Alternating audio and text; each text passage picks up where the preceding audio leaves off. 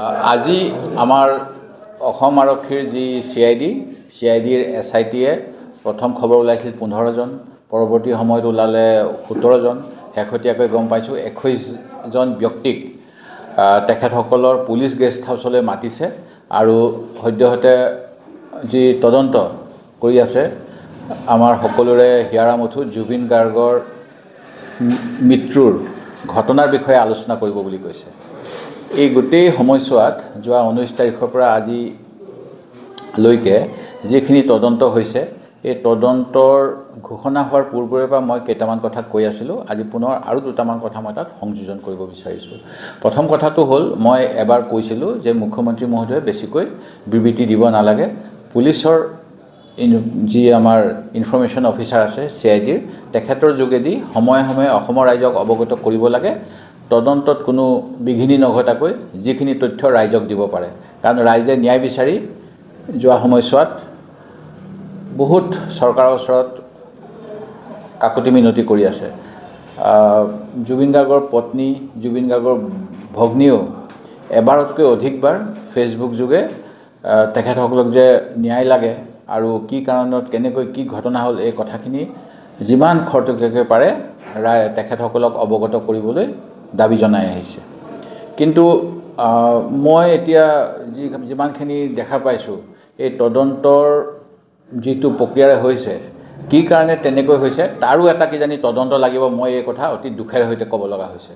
ইয়াৰ কাৰণটো হ'ল আমাৰ বৰ্তমানৰ চৰকাৰখনে আগৰ যিবিলাক ব্ৰিটিছৰ আমোলৰ বুলি কয় IPC, CRPC এইবিলাক যিবিলাক দণ্ডবিধি আইন গোটেইখিনি পৰিৱৰ্তন কৰিলে, ভাৰতীয় ন্যায় সংহিতা কৰিলে।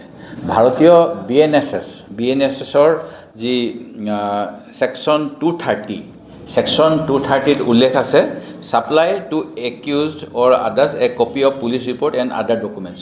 অৰ্থাৎ যেতিয়া এটা ঘটনা হয় সেই ঘটনা বিশেষকৈ যদি এনেকুৱা মৰণোত্তৰ প্ৰতিবেদন আদিৰ য'ত ইনভলভমেণ্ট আছে তেনেহ'লে স্পষ্টভাৱে উল্লেখ আছে যিদিনাখনলৈকে পুলিচে তদন্ত কৰি বিচাৰৰ বাবে আদালতলৈ লৈ নাযাব সেই দিনালৈকে এই মৰণোত্তৰ প্ৰতিবেদন বা অন্য যিবিলাক তথ্য সেইখিনি কেতিয়াও কাকো দিব নালাগে।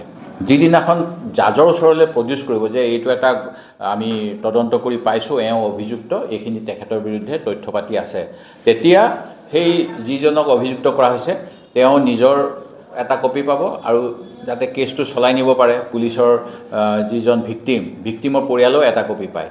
কিন্তু কি কাৰণত নাজানো প্ৰথমৰ পৰাই মুখ্যমন্ত্ৰী মহোদয়ে পষ্টমৰ্টেম ৰিপৰ্ট পৰিয়ালক দিয়া হ'ব, যিসকলে চাব বিচাৰে লুৰিণজ্যোতি গগৈ অন্যসকলে CID অফিচলৈ গৈ চাব পাৰিব। এনেকুৱা কথাবিলাক কিয় কৈ থাকিলে? তেখেতে মই ক'ব নাপায়, তেখেতে মুখ্যমন্ত্ৰী, তেখেতে সংবিধান ৰক্ষাৰ শপত লৈছে, তেখেতৰ নিজৰ দলে ভাৰতীয় ন্যায় সংহিতা আনিছে। এই সংহিতাত যিখিনি কথা উল্লেখ আছে সেই কথাখিনি তেখেতে আইনৰ স্নাতকোত্তৰ হোৱাৰ পিছতো কি কাৰণত এনেকৈ কৈ আছিল? অসমৰ ৰাইজক উত্তেজিত কৰিব বিচাৰিছিল, অসমৰ ৰাইজক বিপথে পৰিচালিত কৰিব বিচাৰিছিল নে কি? আৰু যিসকল বিষয়া, অসম আৰক্ষী সেৱাৰ বিষয়া, ভাৰতীয় আৰক্ষী সেৱাৰ বিষয়া, তেখেতসকলে BNS নকৰাকৈ অসমৰ জনগণক আৰক্ষীৰ দায়িত্ব পালন কৰিব বিচাৰিছে নেকি? তেখেতসকলে নাজানে নেকি কোনখিনি ৰিপৰ্ট দিব লাগে, কোনখিনি ৰিপৰ্ট দিব নালাগে?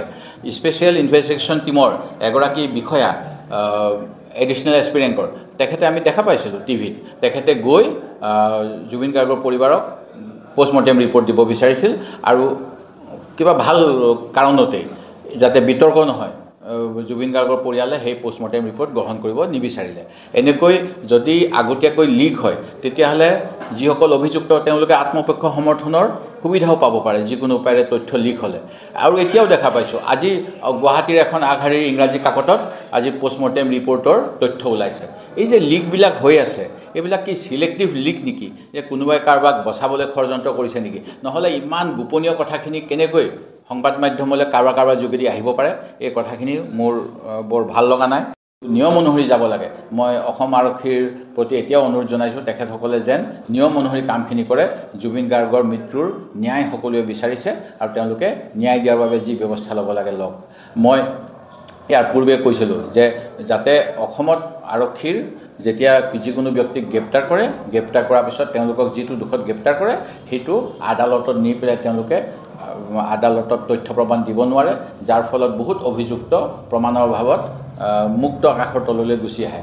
এনেকুৱা নহ'বলৈ এটা জুডিচিয়েল মনিটৰিঙত, জুডিচিয়েল ছুপাৰভিজনত, আৰু CBI এইকাৰণে কৈছিলোঁ যিহেতু প্লেচ অফ অকাৰেঞ্চ এখন বহিৰাষ্ট্ৰ, য'ত ঘটনাটো হ'ল বহিৰাষ্ট্ৰ। এতিয়া কেতিয়াবা মুখ্যমন্ত্ৰীয়ে কয় CID তালৈ যাব, কেতিয়াবা কয় নাযাব, কেতিয়াবা কয় মুখ্যমন্ত্ৰীয়ে যে দুজন SDGPয়ে কয় দুজন অফিচাৰ দিল্লীত ৰৈ আছে, আজি বা কাইলৈ যাব, কেতিয়া কয় এই গৈ আছে, কেতিয়াবা কয় কোনো নগ'ল। এই যে বিভ্ৰান্তি কৰি আছে, তেখেতসকলে কিয় বিভ্ৰান্তি কৰি আছে? আমি সকলোৱে জানো যে আন্তঃৰাষ্ট্ৰীয় সহযোগিতা থাকে বিভিন্ন দেশৰ মাজত, যাতে অপৰাধ দমন কৰিব পৰা যায়, সন্ত্ৰাসবাদ দমন কৰিব পৰা যায়, সহযোগিতা হ'ব পাৰে।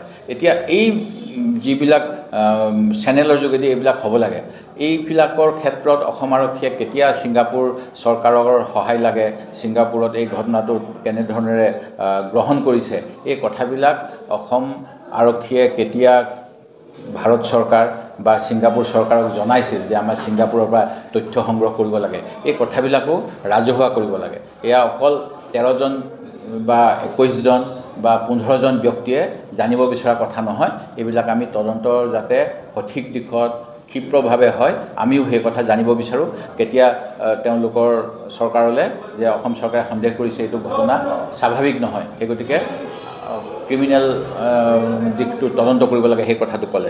এই ক্ষেত্ৰত কেনেকৈ মুখ্যমন্ত্ৰীয়ে কথা কেতিয়াবা হত্যাকাণ্ড বুলি কয়, তাৰপিছত এতিয়া যিটো পোষ্টমৰ্টেমত আহিছে দুৰ্ঘটনা, মুখ্যমন্ত্ৰী মহোদয়ে নিজে প্ৰথম কৈছিলে যে এইটো এটা জুবিন গাৰ্গৰ হত্যা হৈছে। সেই গতিকে এই কথাবিলাক কিয় আমাক বিভিন্ন ধৰণৰ কথা কৈ থকা হৈছে, এই কথাখিনি জানিব বিচাৰোঁ। গুৰুত্বপূৰ্ণ প্ৰসংগ, তদন্তত বেলেগ ডাইৰেকশ্যনত গুচি যাব নালাগে। আৰু এতিয়া যিবিলাক হৈ আছে, মই এনেকুৱা কেতিয়াও শুনা নাই যে 21জন মানুহক আনি পেলাই তদন্তকাৰী সংস্থাই বুন্দিয়া ভুজিয়া খুৱাই, চাহ খুৱাই পেলাই তদন্তৰ কথা ক'ব।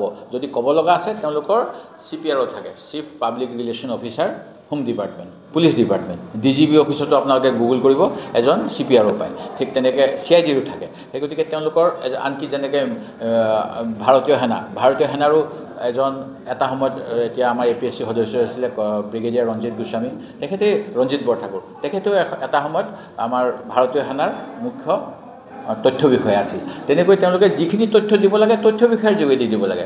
মুখ্যমন্ত্ৰীক তেওঁলোকে তাৰমানে প্ৰতিটো ক্ষেত্ৰত তদন্তৰ ব্ৰিফিং কৰি আছে, মুখ্যমন্ত্ৰীয়ে শুনি আছে, তাৰপিছত তেখেতৰ যি ইচ্ছা মন যায় তাকে কৈ আছে। কেতিয়াবা হত্যা বুলি ভাবিছে কিজানি, সেইকাৰণে হত্যা বুলি কৈ দিছে, কেতিয়াবা কৈছে পানীত পৰি ঢুকালে, আমিতো নাজানো। সেই গতিকে এনেকৈ ৰাইজক মানে বিভিন্ন ধৰণেৰে বিভ্ৰান্ত কৰাটো একেবাৰে উচিত নহয়, সেইটোৱে কৈছোঁ।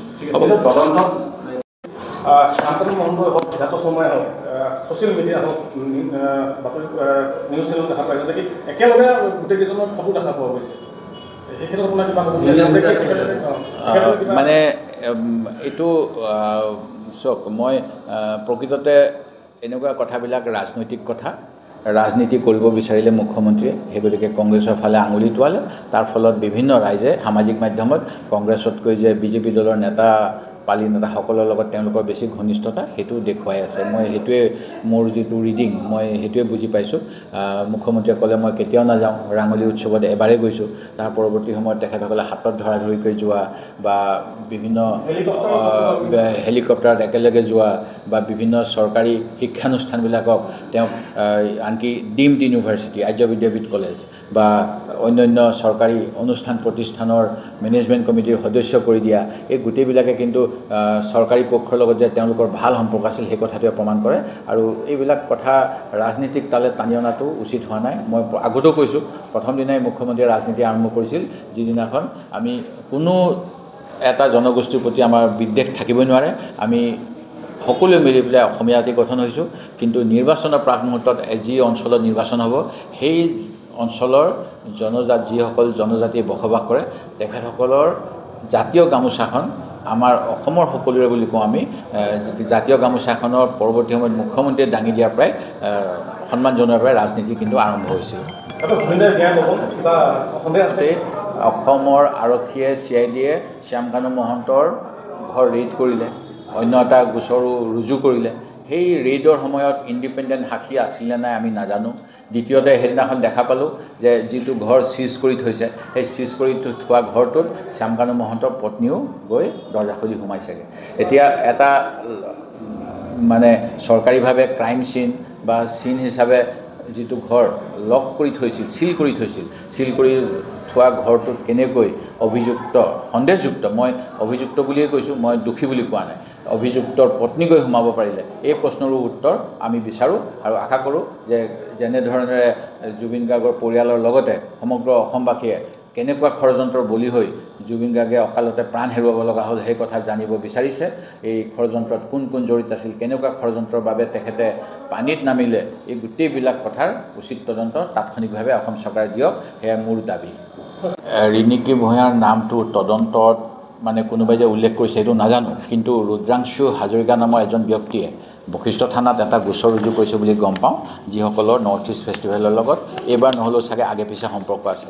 আৰু মই ভাবোঁ যে যিহেতু আমি কোনো নিৰ্দোষীয়ে শাস্তি পাব নালাগে, কোনো দোষীয়ে শাস্তি নোপোৱাকৈ বাচি যাব নালাগে। সেই গতিকে যেনেকৈ অসমৰ প্ৰায় 54খন FIR জুবিন কাণ্ড বা জুবিন গাৰ্গৰ মৃত্যুৰ বিষয়ে বিভিন্ন জুবিন অনুৰাগীয়ে অসমৰ বিভিন্ন জিলাত FIR দিছিল, সেই গোটেইখিনি একেলগ কৰি লৈছিল। এতিয়া বশিষ্ঠ থানাৰ সেইখনো লগত ল'লে মানে মই ভাবোঁ কোনো দুখনীয় কাম নহ'ল হয়।